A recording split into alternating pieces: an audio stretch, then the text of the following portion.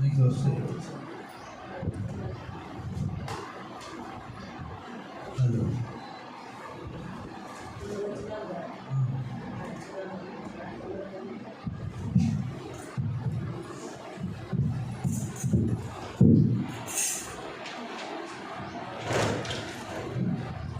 సుధా మధుర కిరణాల అరుణోదయం కరుణామయుని శరణు తరుణోదయం.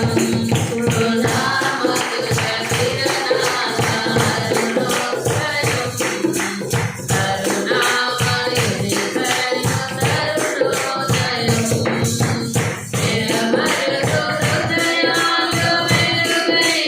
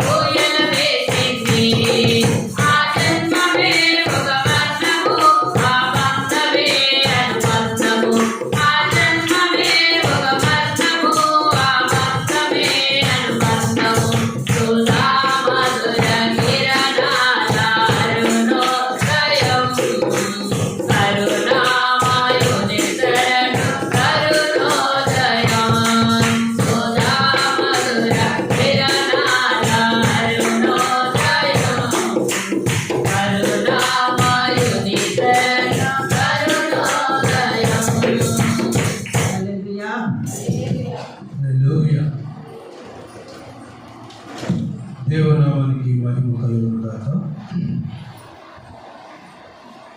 మరి ఇంతవరకు మన వాక్యము వంశావళి. యేసుక్రీస్తు జననము ఏదనగా అంటే వంశముల తర్వాత జనన విధానం ఉంచారు. కాబట్టి 14 తరాల వరకు కూడా ఏమి జరగకపోయినా కూడా యేసు ప్రభుని గురించి మొదలైనటువంటి వంశావళిలో ఎన్నో అద్భుతాలు ఆశ్చర్యకార్యాలు మనకు దేవుని వాక్యంలో కనబడుతుంది. ఆయన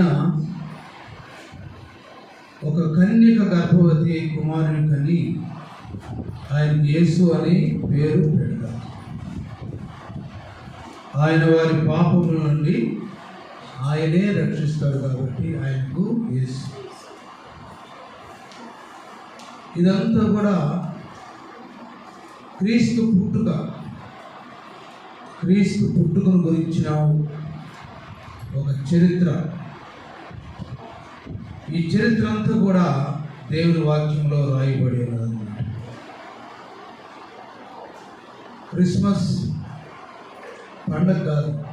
ఏమంటారు? క్రిస్మస్ అంటే పండగ కాదు. క్రిస్మస్ అంటే ఆరాధన. క్రైస్ట్ ప్లస్ మాస్, క్రీస్తుని ఆరాధించడం అన్నమాట. క్రీస్తుని ఆరాధించటం. ఆయన శరీరధారి ఈ లోకానికి వచ్చాడు, శరీరాన్ని ధరించుకొని ఈ లోకానికి వచ్చాడు. ఆయన పరిశుద్ధుడు, మహోన్నతుడు, నిత్య నివాసి అయిన వాడు. ఆయన పరలోకంలో నివసింపదగినటువంటి వాడు. ఆయనను ఎప్పుడు కూడా దేవాది దేవుడు, వేలాది దేవతలు, సేరూపులు, కేరూపులు ఆయన స్తుతిస్తూ, ఆయనకు ధూపం వేస్తూ ఆరాధిస్తూ ఉంటారన్నమాట. కానీ మానవుని యొక్క జీవితాన్ని, మానవుడు పరలోక రాజ్యానికి, నిత్య జీవానికి వారసుడవటానికి ఏం చేయాలని ఆలోచన చేసినప్పుడు యోహాను సువార్త 3వ అధ్యాయంలో దేవుడు లోకమును ఎంతో ప్రేమించెను కాగా చదవండి, తన అద్వితీయ కుమారుని లోకానికి పంపాడు. ఈ లోకానికి పంపడం చాలా మందికి భయం వేసింది అన్నమాట. ఎవరిని పంపలేదు. పాత నిబంధన గ్రంథంలో కొన్ని బలులు అర్పించినప్పుడు మానవుడికి విమోచన వచ్చేది. అంతవరకు మరలా ఏదో తప్పు చేస్తే మరలా గొర్రెపిల్లనో లేకపోతే పావురమునో లేకపోతే ఎద్దులనో మేకలను బలిచ్చేవాడు. కానీ అది అంతవరకే, కానీ అసలు కంప్లీట్గా రిమూవ్ ఫ్రమ్ సిన్, పాపము నుండి విడుదల ఇవ్వడానికి ఏది కూడా కుదరలేదు. ఈ మానవుడి దగ్గరకు పంపడానికి ఏది కూడా కుదరలేదు. చీమతో మాట్లాడాలంటే చీమనే పంపాలి, వాళ్ళ భాష అంటే అర్థమైంది కాబట్టి. అవునా?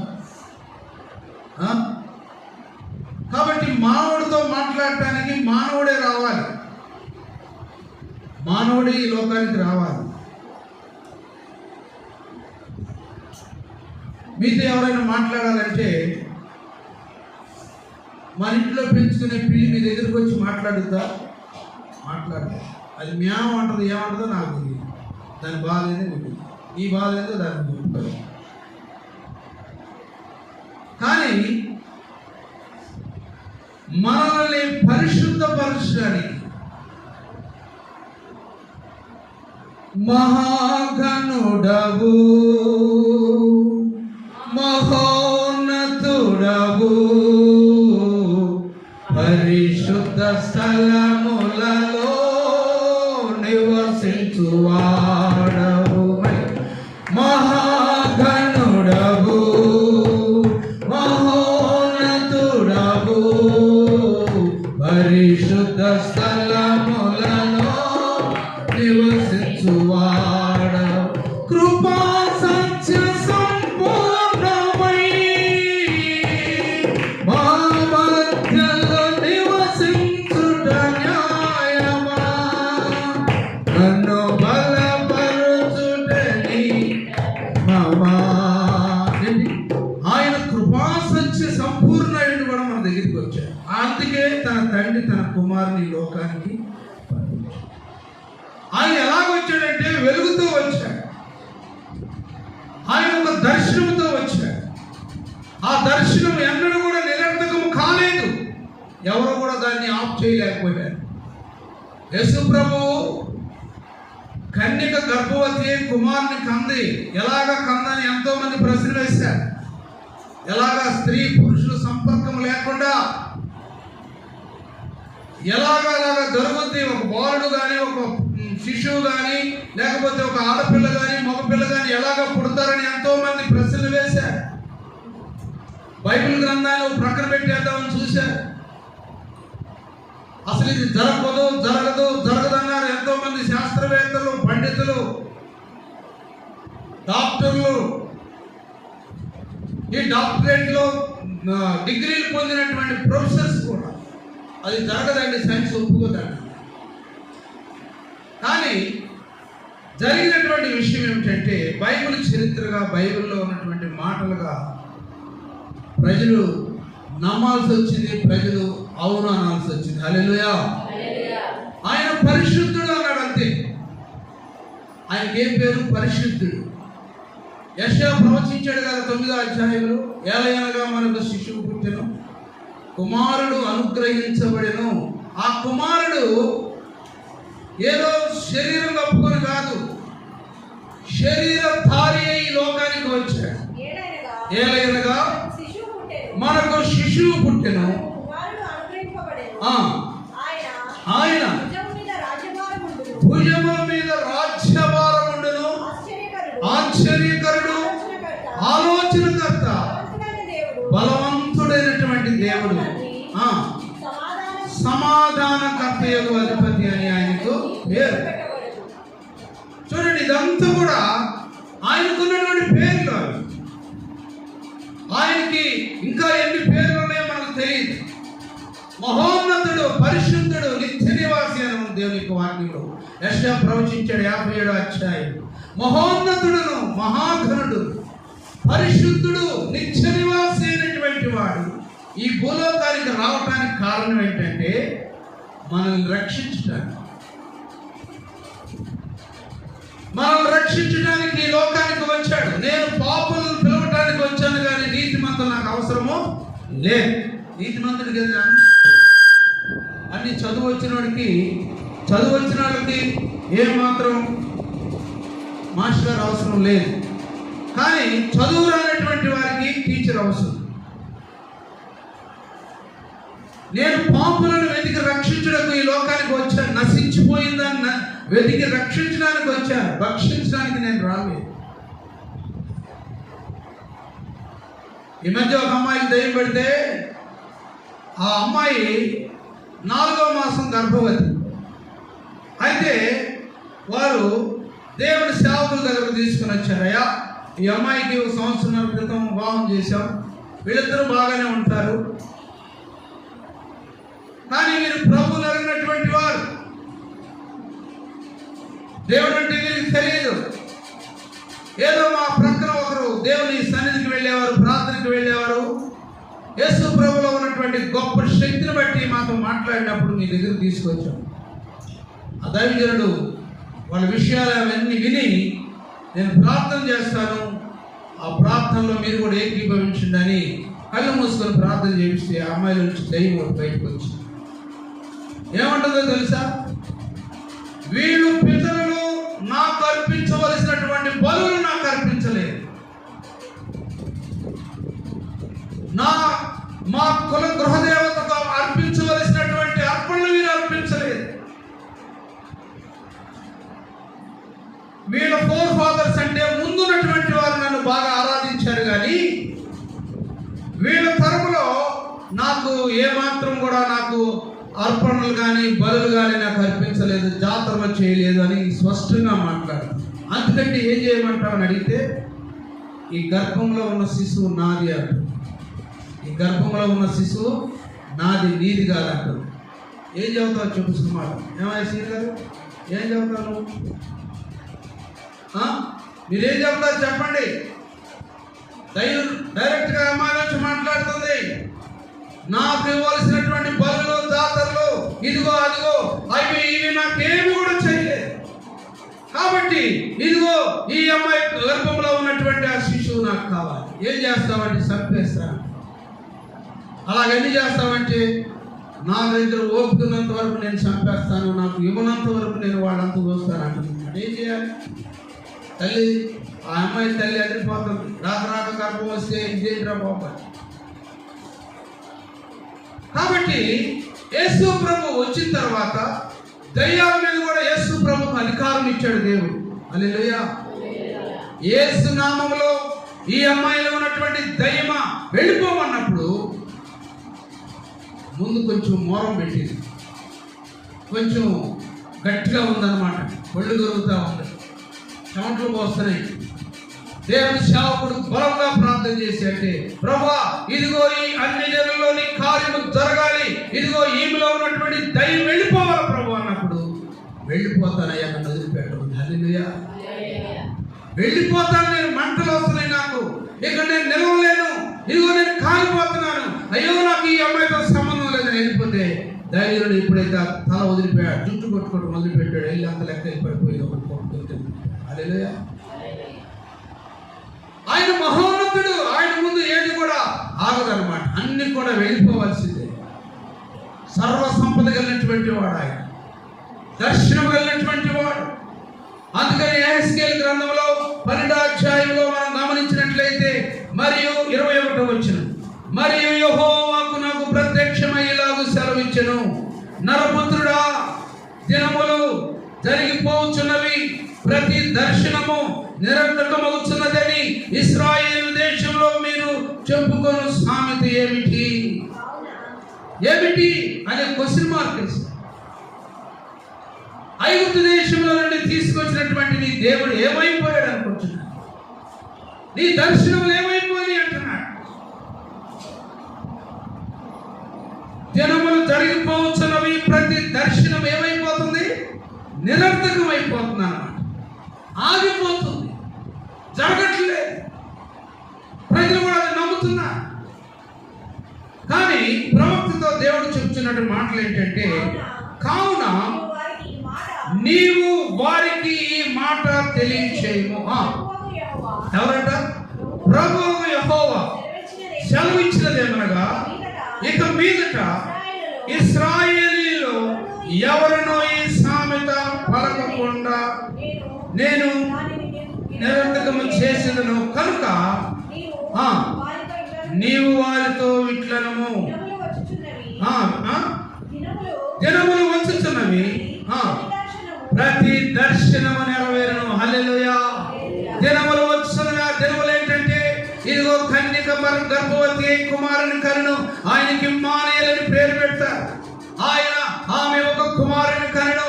ఆ దర్శనము, ఆ జ్ఞానుల దర్శనము, ఆ గొర్రెల కాపుల దర్శనము నెరవేరుతుందని దేవుని యొక్క వాక్యము యెహెజ్కేలు ప్రవక్త ద్వారా ఇశ్రాయేలు ప్రజలతో మాట్లాడుతున్నారు. అక్కడ ప్రశ్న వేస్తున్నాడు, దినములు జరుగుతున్నవి, ప్రతి దర్శనము నిరర్థకమవుతున్నదని ఇశ్రాయేలు దేశంలో మీరు చెప్పుకున్న సామెత ఏమిటి? చూడండి, దేవుడు క్రీస్తు ఈ లోకానికి రాకముందు ఇవన్నీ జరుగుతూ ఉన్నాయి అన్నమాట. బలులు, అర్పణలు, రక్తము, పసికందుల యొక్క రక్తము, లేకపోతే ప్రాణముతో ఉన్న జీవుల యొక్క బలులు. కానీ దర్శనం అనేది ఒక ప్రత్యక్షత. దర్శనం అనేది యుగ యుగాల వరకు ఉండేటువంటి దర్శనం. అది దేవుడు మన మధ్యకి తీసుకొచ్చాడు. నేను ఇక దాన్ని జరిగించబోతున్నాను. ఈ మాట మనం గమనించినట్లయితే చూడండి, ఈ సామెత పలకకుండా నేను దానిని నిరర్థకము చేసేదను కనుక నీవు వారితో ఇట్లనము, దినములు వచ్చుచున్నవి, ప్రతి దర్శనము నెరవేరును. వ్యర్థమైన దర్శనమును ఇచ్చకములాడు సోదరుడు మాట్లాడను ఇశ్రాయేలులో ఇక ఉండవు. సోదరుడు మాటలు ఇక ఉండవు. 10 దినాల్లో ఇదిగో మా ఇంట్లో ఒక మా హస్బెండ్ చనిపోయారు, ఆయన ఏమన్నా మాకు దర్శనం వస్తుందా, ఏమన్నా సోదరులో వస్తాడా? నీ మొత్తం చెప్పేసి మొత్తం సోది చెయ్యి ఆడిస్తూ చెబుతా ఉంటుంది. 4 మాటలు చెప్పి వాడు మేము పోయమంటారు. మా ఎత్తురామే సార్ మేము ఎత్తురామంటే ఆయన మానిక ఎత్తుకొచ్చింది మా తాతల గురించి ఇంకా బాగా చెబుతున్నాడండి. ఏమంటే నేను లేకుండా ఉంటున్నాను, నువ్వు నా మధ్య చేయలేదంటాడు, నువ్వు నాకు మంచి భోజనం పెట్టలేదు అంటాడు, చచ్చిపోయే ముందు నన్ను పట్టించుకోలేదు అంటాడు. ఇంకొక 10 రూపాయలు ఎత్తురావు అంటే ఆయన 20 రూపాయలు ఎత్తుకొచ్చి పెట్టి ఇవి దర్శనం. ఇవన్నీ ఆగిపోయాయి. హల్లెలూయా. యేసు ప్రభు దర్శనం ఇచ్చాడు, మనకు లోకరక్షణ తీసుకొచ్చాడు. ఆ దర్శనానికి ఎన్నడూ కూడా నిరర్థకం కాలేదు. చూడండి, దేవుని యొక్క వాక్యంలో ఆ మాట కూడా మనం చదువుకోవచ్చు. లూకాసు వార్త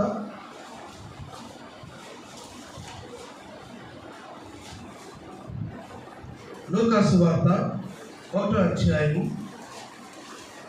36వ వచనంలో ఆ మాటలు మనం చదువుతాం అన్నమాట. ఈ మరియా ఎలిజబెత్ల మధ్యలో జరిగినటువంటి మాటలు. మరియు నీ బంధువురాలు ఎలిజబెత్ కూడా తన వృద్ధాప్యమునందు ఒక కుమారుని గర్భము ధరించి ఉన్నది. ఎవరేమి గొడ్రాళ్ళు అంటే బిడ్డలు లేనటువంటి ఎన్నో సంవత్సరాలు ముసలివారు అయిపోయారు. సేమ్ అబ్రహాము శారాల గొడ్రాలమైనటువంటి ఆమెకి ఇది ఎన్నో మాసము, ఇదేంటి దర్శనం. ఈ దర్శనం ఎన్నడూ నిరర్థకము ఆగిపోవటం కానీ కలగపోవటం కానీ ఉండదు అన్నమాట. దేవుడు కార్యాలు చేసేటువంటి దినములు వచ్చి చెప్పాడు ప్రవక్త హెస్కేలు ద్వారా. 6వ మాసము చదువు. దేవుడు చెప్పిన ఏ మాట అయినను నిరర్థకము కానేరదు. నీ బైబిల్లో నోట్ చేసుకో. ఏ మాట అయినా సరే ఆయన నిరర్థకము దాన్ని ఆపేటువంటి దేవుడు కాదు. ఆపడానికి ఎవరు ప్రయత్నం చేసినది ఆగదు. దేవుడు చెప్పిన ఏ మాట అయినను నిరర్థకము కానేరదని ఆమెతో చెప్పెను. అందుకు మరియా, ఇదిగో ప్రభు దాసురాలను నీ మాట చొప్పున నాకు జరుగునుగాక అని అంతటా దూత ఆమె యొద్ద నుండి వెళ్ళెను. గొడ్రాలనబడినటువంటి ఆమెకి ఇది 6వ మాసం. ఇదొక విజన్, దర్శనం. దర్శనం ఆగిపోయింది ఏంటి అని అడుగుతున్నా. ఇశ్రాయేలీలు ఎందుకు దర్శనాలు ఆగిపోయినాయి? సామెత ఎందుకు వచ్చింది? ఎందుకు ఇవన్నీ జరుగుతున్నాయి? కార్యాలు ఎందుకు జరగట్లేదు? ఎక్కడ దేవుడు కనబట్టలేదు? ఇశ్రాయేలీలో దేవుడు ఉన్నాడా లేడని కూడా ప్రజలకు అనుమానం వచ్చేస్తున్నారు. కానీ స్పష్టంగా యెహెజ్కేలు గ్రంథంలో ప్రభుతో మాట్లాడుతున్నా. ఇక మీదట దినములు వచ్చుచున్నవి. ఏంటి ఆ దినములు అంటే క్రీస్తు దినాల్లో ఉన్నాము. క్రీస్తు మనము పరిపాలించే దినములు. హల్లెలూయా. కాబట్టి ప్రియమైనటువంటి దేవుని బిడ్డలారా, క్రీస్తుని మనం కలిగి ఉండటం ఎంత గొప్పదా. ఆయన శరీరధారి ఈ లోకానికి వచ్చాడు. తాను తగ్గించుకున్నాడు. తాను రిక్తునిగా చేసుకున్నాడు. తన ఐశ్వర్యమును పోగొట్టుకున్నాడు. ఆయనకున్నటువంటి తేజస్సును కూడా వదిలిపెట్టి మనతో సమానానుభవం కలిగి మన పాపముల కొరకు, మన అవిధేయతల కొరకు, మన పొరపాట్ల కొరకు, మనలో ఉన్నటువంటి ప్రతి బలహీనతల కొరకు ఆయన మన ప్రక్కన నిలబడి ఆ దర్శనాన్ని నిజము చేయటానికి, ఆ దర్శనాన్ని రూపించడానికి నీ మధ్యలో నా మధ్యలో వచ్చాడు. కాబట్టి క్రిస్మస్ అంటే ఆరాధన, పండుగ. ఇప్పుడు క్రిస్మస్ ఆరాధన, వాళ్ళు పుట్టినందుకు ఆరాధన. సత్రములో స్థలము లేనందున ఏమన్నా చూడండి, సత్రములో స్థలము లేనందున 2వ అధ్యాయం. దావీదు పట్టణమందు నేడు మీ కొరకు రక్షకుడు పుట్టి ఉన్నాడు, ఈయనే ప్రభువైన క్రీస్తు. 11వ వచనం. దావీదు పట్టణమందు నేడు రక్షకుడు మీ కొరకు పుట్టి ఉన్నాడు, ఈయన ప్రభువైన క్రీస్తు. దానికి ఇదే మీకు ఆనవాలు. శిశువు పొత్తిగుడ్డలతో చుట్టబడి ఒక తొట్టిలో పట్టుకొనుట మీరు ఎలా అన్నాడు? తొట్టి. అక్కడ తొట్లు ఏంటంటే గుంట తొట్లు కాదు. అక్కడ తొట్లు 2 రకాలుగా ఉంటాయి. చూడండి, ఇప్పుడు రోడ్ల మీద కూడా పెడుతున్నారు. పూల మొక్కలు పెడుతున్నారు, తోటల్స్ పెడుతున్నారు. ఇట్లా పొడుగ్గా ఉండి ఇట్లా ఉండి ఇట్లా పొడుగ్గా ఉంటాయి అన్నమాట. అంటే ఒక ఉయ్యాల టైప్లో ఉంటుంది. అది మనం గమనిస్తాం. రౌండ్ తొట్లు కాదు, గుడి తొట్లు కాదు. ఆ దినాల్లో వారు ఆ పశువులు తాగటానికి ఒక పొడుగ్గా 4 అడుగులు పొడుగు, 1.5 వెడల్పు, అట్లా కొంచెం లోతు ఎక్కువగా లేకుండా కొంచెం లోతు అంటే 1 అడుగు లోతు పెట్టి ఆ తొట్లు ఏర్పాటు చేశారు. సత్రములో స్థలము లేనన్నారు. సత్రం అంటే అది ఇటుకలతోనూ కొండరాలతో కట్టినటువంటి ప్యాలెస్. అది ఆ దినాల్లో రాజులు అక్కడికి వచ్చి ఆ సత్రాల్లో విశ్రాంతి తీసుకునేవారు. వారు ఎక్కి వచ్చినటువంటి గుర్రములను, గాడిదలను, కంచర గాడిదల మీద వచ్చేవారు. ఆ రోజుల్లో 3 టైపులు ఉండే. గుర్రం మీద వచ్చినవాడు గొప్ప రాజు, కంచర గాడి మీద వచ్చినవాడు ఇంకా కొంచెం, గాడిద ఎక్కి వచ్చినవాడు ఇంకా కొంచెం. ఈ లోకంలో కారు, బైకు, సైకిల్. కారు మీద వచ్చిన వాళ్ళు, బైక్ మీద వచ్చిన వాళ్ళు, కారు మీదకి వచ్చిన వాళ్ళకేమో ఒక రకంగా అభినందనలు ఉంటాయి. బైక్ మీద వచ్చిన వాళ్ళకి అని అంటారు. సైకిల్ మీద వచ్చిన వాడికి అసలు ఏమైంది? హల్లెలూయా. కాబట్టి అక్కడ ఆ సత్రంలో పెద్ద వారు ఉంటారు. అదొక గెస్ట్ హౌస్ అన్నమాట. ఆ గెస్ట్ మనుషులు పశువుల మీద ఎక్కువ వస్తారు కాబట్టి ఆ పశువుల్ని అక్కడ కట్టేస్తారు. సత్రములో స్థలము లేనందున పొట్టిగొడ్డలతో చుట్టబడి ఒక తొట్టిలో పండుకున్నట్టు మీరు చూచెదరు. అది పాక కాదు, అది ఒక సత్రం ప్రక్కన ఒక ఖాళీ ప్లేస్. అది చాలా వాసనతో ఉంటుంది అన్నమాట. ఆ స్థలములో, ఆ సత్రంలో వారికి స్థలము లేదన్నారు కాబట్టి ఆ ప్రక్కన ఆ తొట్టి ఉంటే, ఆ తొట్టి పక్కన పశువులు ఉన్నాయి. ఆ పశువులతో ఒక తొట్టి ఖాళీగా ఉంటే వెంటనే మరియ ప్రసవించిన తర్వాత పొత్తిగొడ్డలతో చుట్టబడి వెంటనే ఆ దాంట్లో పరుండు పెట్టాడు. అంత దీనముగా తగ్గించుకొని అక్కడి నుండి లేచి ప్రజలందరికీ కలుగు మహా సంతోషకరమైన సువర్తమానం నేను మీకు తెలియజేస్తున్నాను. దావీదు పట్టణమందు నేడు మీ కొరకు రక్షకుడు పుట్టి ఉన్నాడు. ఆయన శరీరధారి అయి వచ్చాడు కాబట్టి ఇన్ని అవకాశాలు దేవుడు మనకి ఇచ్చాడు. హల్లెలూయా. పేదలుగా ఉన్న మనలను, ఎన్నిక లేనటువంటి మనలను, పనికిరానటువంటి మనలను ఇంతలో కనబడి అంతలో మాయమైపోయేటువంటి మన ప్రాణాలను దేవుడు కాపాడి ఇదిగో దర్శనమిచ్చి, ఇదిగో నేను ఇక మీకు చేయబోచున్నాను, ఇదిగో మీ కొరకు నేను రక్షకుడు మీ కొరకు వచ్చి ఉన్నాడు. ఆయనే ప్రభువైన క్రీస్తు ప్రియ. 2024 సంవత్సరం క్రిస్మస్ అంటే పండగ అనుకోవద్దు. క్రిస్మస్ అంటే ప్రభువుని ఆరాధించడానికి, మన కొరకు తగ్గించుకొచ్చినటువంటి పోరాడు, మన కొరకు తాను తగ్గించుకొని వచ్చినటువంటి దేవుడిని మనం ఆరాధించాలి. అదే క్రిస్మస్. కాబట్టి ఈ మధ్యకాల సమయంలో నీ దర్శనం ఎన్నడూ నిరర్థకం కానేది. ఆయన నీతో ఉన్నాడు కాబట్టి నీ దర్శనాన్ని నెరవేరుస్తాడు. నీ కుటుంబంలో వచ్చిన బాధలు, నీ శరీరంలో వచ్చినటువంటి బాధలు, నీ పక్కన వచ్చినటువంటి బాధలు, నీ బిడ్డలకు వచ్చినటువంటి బాధలు ఆయనే తండ్రి, కుమార, పరిశుద్ధాత్ముడై, దేవుడై, సర్వోన్నతుడై, శరీరధారి నీ ప్రక్క నుండి నిన్ను నడిపిస్తాడు. అంతవరకు నిన్ను నడిపిస్తాడు. ఆయనలో ఆనందించి ఆయన కొరకు నీ జీవితాన్ని సమర్పించుకో. దేవుడు తన పరిశుద్ధ వాక్యంలో దీవించునుగాక. ప్రార్థన చేసుకున్నాను. చేయండి ప్రభా. ఇదిగోనైనా దర్శనాలు ఆగిపోయినాయి అనుకున్నారు ఇశ్రాయేలు, దర్శనం ఆగిపోయినాయి అంటున్నారు, ప్రశ్నలు వేస్తున్నారు. ప్రభా ఇదిగో దినములు వచ్చుచున్నవి, ఇదిగో నా ప్రజలైనటువంటి ఇశ్రాయేలుతో నేను మాట చెప్పాలి.